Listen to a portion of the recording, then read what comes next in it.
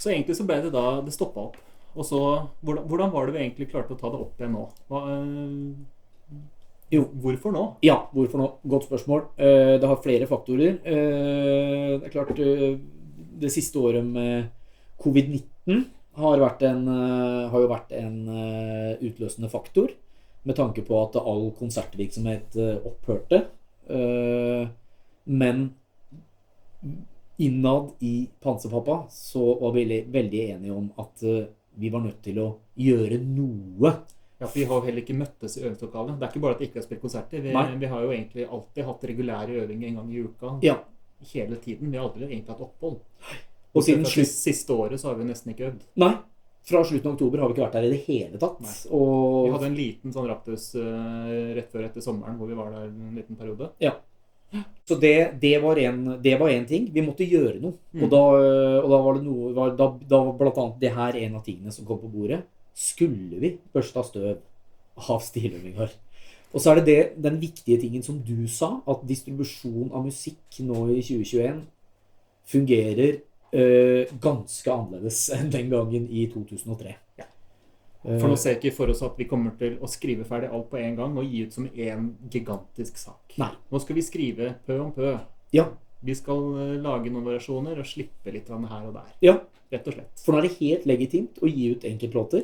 Når man har gitt ut nok enkeltlåter, så samler man det til hele den trippel-dobbel LP-boksen som du en gang drømte om. Som jeg fortsatt drømmer om, som jeg kommer til å drømme om inntil den. Det må være det ultimate verk å gi ut, rett og slett. Ja, men det er uten tvil. Men det vil si at da har man altså en helt annen mulighet til å jobbe med det her i intervaller. Så får vi en litt sånn ro på det også. Altså, i stedet for å stresse gjennom en drøss med variasjoner, så kan man ta det sånn innimellom, og gi om at notatet, hvor lenge varer det egentlig totalt? Det var jo knapt et minutt. Ja. Det er ikke det engang. Det er ikke det engang. For vi fortsatt skriver jo annen musikk. Altså, vi lager fortsatt de vanlige albumene våre, og til høsten skal vi inn og spille inn en nytt album. Men da innimellom slaget så kan man sette seg ned og skrive en kort variasjon da. Et minutt med en country-variasjon, for eksempel. Det kan man.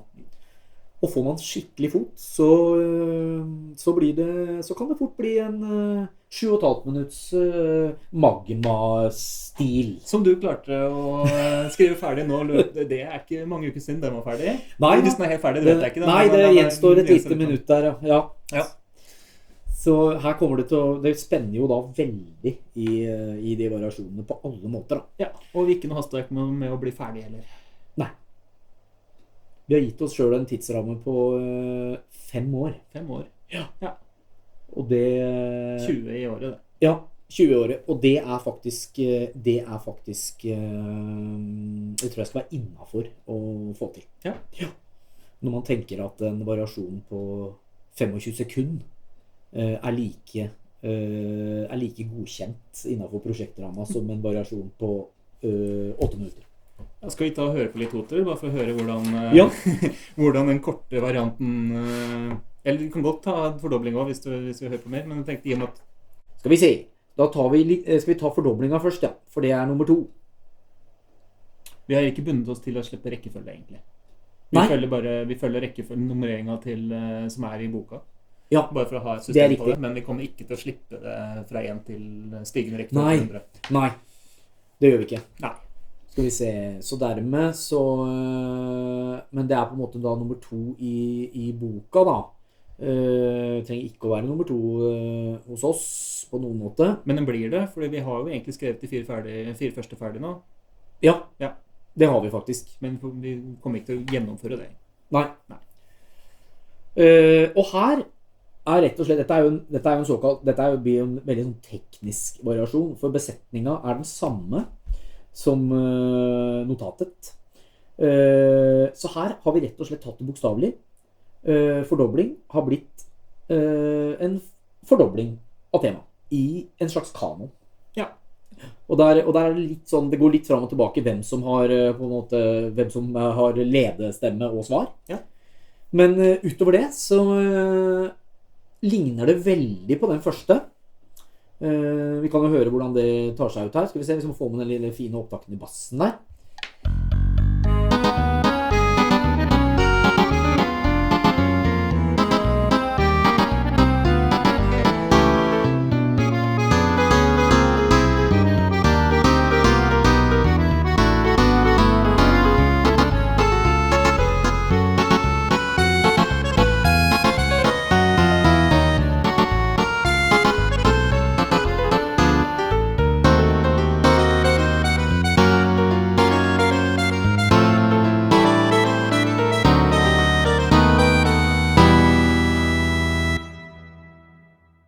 Fordobling der, altså. Ja. Ja. Så det, og det liksom det som det ble liksom premisset for hele den variasjonen der. At det skulle bare være, det skulle rett og slett være to temaer som nærmest gikk opp hverandre, men etter kanonprinsipp da. Når vi har tatt opp den her nå, så har vi også dobbelt andre ting. Altså, du har spilt inn 2 gitarer, bassen spiller dobbelt så mange slag, så spiller litt sånn disco, egentlig mer disco-bass enn det som på den notene her da. Ja. Og det 2 trommesett. Ja. Det så sant, vi har liksom fordoblet liksom besetningen også på innspillingen, når den kommer i sin fulle form. Ja. Så der ble det på en måte, det ble fordobling på mer enn en måte der. Ja, ikke sant. Det sant. Og så, hvis vi da ser på den litoter, vet du. Som også en slags teknisk variasjon. Ja. Som da den motsatte ekstremen av fordobling, nemlig en forenkling. Der, vet du. Der var den. Og her, innspillingsmessig her, så ble den, her skulle vi ha, her ble det ironisk underdrivelse på alle måter, så her det jo på en måte da veldig sånn tørre lyder, alt sammen. Tørre lyder. Det kort, og det ja. Og når Trond og jeg var i studio, jeg var og tok opp trommene sammen med han, så fikk han også ikke lov til å spille på så mange cymbaler og tammer som han egentlig gjorde første gjennomspilling. Nei. Han fikk begrensninger på hvilke trommer han fikk lov til å spille på, rett og slett. Ja. Så det, og her det da banjord selvfølgelig da, og bare et sånn der ekstremt sånn tørt sånn piano. Ble en RMI, eller ble en RMI-piano, tror jeg. Ja, rett og slett, med bare no sustain i det hele tatt. Så det så vi får ikke helt inntrykk av det her i denne MIDI-verdenen vår, men kan i hvert fall høre hvordan tema nå høres ut da, i den variasjonen.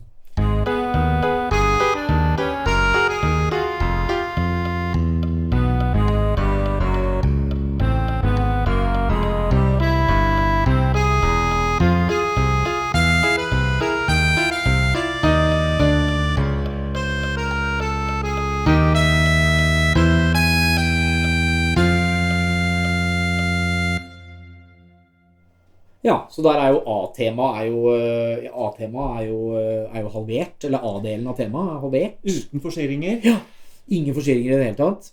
Veldig sånn... Og det ikke den der alternerende i B-tema. Nei. Det bare en nedadgående linje, den går ikke tilbake til den topptonen. Så her det veldig ganske stramt, altså. Det ribba, rett og slett. Ja. Det det der. Så der har vi den, og hvis vi skal da se på den siste for denne gang, så jo det nummer 4 som heter Metaforisk. Og den tror jeg det var jeg som fikk i oppgave å finne på noe med. Og metaforisk, det jo da, det jo på en måte å snakke om noe i overført betydning, liksom den gamle definisjonen. Og det valgte jeg da å ta veldig, veldig bokstavelig, så jeg overførte det B-delen av temaet, det som vi fikk ut av ordet kønø. Den overførte jeg til, skal vi se, litt sånn husk på egentlig der, ja. Den overførte jeg til bass. Så det ikke lenger det ikke lenger det melodifødende instrumentet nå? Nei, det ble rett og slett overført til bassen. Ja. Så det var liksom, det ble premisset for den.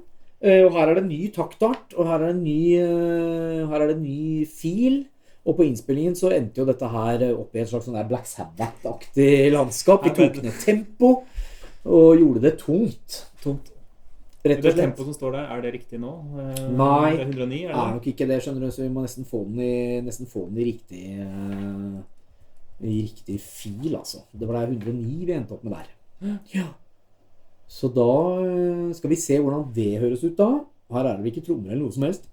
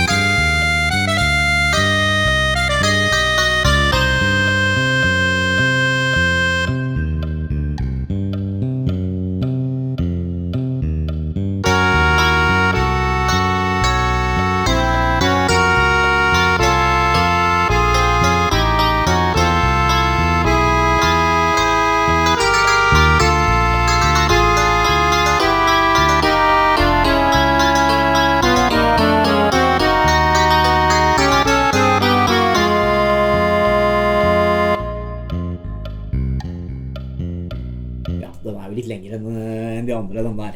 For men da går det egentlig mer eller mindre det samme om igjen. Ja, ikke sant. Så du har, Med litt variasjoner i kompe. så det her viser du da hvordan det veldig enkle notatet kan faktisk utbroderes til noe som det er ikke kjennbart, men det er veldig annerledes egentlig. Ja. Så det Så allerede her kan man liksom høre at de potensielle variasjonene her det er jo helt de er endeløse, rett og slett. Det er endeløse. Ja. Det er det. Og hvis man da går til spådom fra Peste til dans, så Ja. hører man også hvor ganske langt unna hovednotatet den er der, da. Ja. Vi vil ikke at folk skal kjede seg når de skal høre på dette her. Ja, men det vet du, altså, jeg har jo lest den et par ganger nå, eller sikkert flere ganger et par år, den boka, men jeg husker første gang jeg leste den, så tenkte jeg at dette her er jo bare, det er ikke noe man gidder å lese, på en måte. Dette er bare sånn, det er en øvelse, og så slår man opp det innimellom, tenkte jeg da. Men det er ikke det, for man begynner å lese det, og så får man samme historien om igjen, så blir den blir morsom. Ja. Så i sin veldig, veldig enkle det har ikke noe med historieforløp å gjøre, at man blir revet med som leser, men det har rett og slett bare med hva kommer nå? Altså, blir man overrasket på neste variasjon? Ja. Selv om klarer man å kjenne igjen elementene likevel, og så hvor langt ute er neste? Så jeg klarte ikke å legge det fra meg når jeg leste den første gangen. Nei. Helt motsatt av det jeg trodde når jeg plukket den opp og tenkte at her kommer jeg bare til å lese i ny og ne, hoppe litt fra side til side. Ja. Det gjorde ikke det. Leste den fra perm til perm, og jeg tror jeg satt på bussen til og med. Det passer bra med historien selvfølgelig, siden det var buss. Og når jeg leste den nå, etter å ha vært og kjøpt den, og satt og humret for meg selv, og tenkte at, oi, klart han gjør den variasjonen også. Så vi har jo snakket om det, frykter at ok, samme om igjen 99-versjoner, er det kjedelig? Jeg håper jo at man kan få samme effekten på musikk også. At ikke at det blir latterlig, men at man kjeder seg ikke fordi det blir overraskelsesmoment på hvordan vi endrer på temaet underveis. Ja. Det er jo det vi håper på, at det skal være mulig å få til. Ikke sant? Ja.